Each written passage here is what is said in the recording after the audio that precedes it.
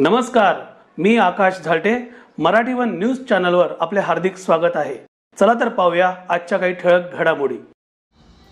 राष्ट्रीय ध्वजस्तंभात अनियमितपणा करणाऱ्या अधिकाऱ्यांना अभय देत शासन पत्रकाराचा बळी घेणार का?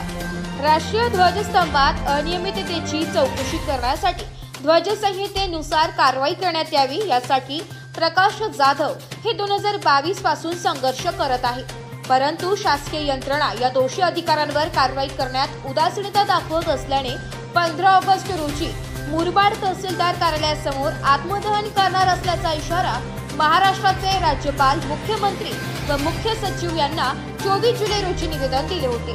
परंतु गोष्टींवर कोणत्याही प्रकारची कारवाई झाली नसल्याने आज रात्री 12 नंतर केव्हाही मला संधी मिळेल त्यावेळात सकाळी ते केव्हाही तहसीलदार कार्यालयासमोर आत्मदहन करून राष्ट्रध्वजाला सलामी देणार आहे.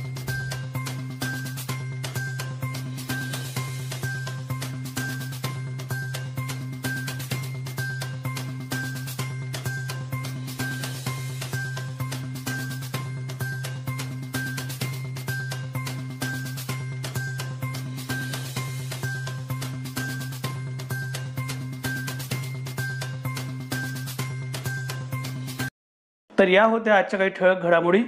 उद्या पुन्हा भेटू याच ठिकाणी. धन्यवाद.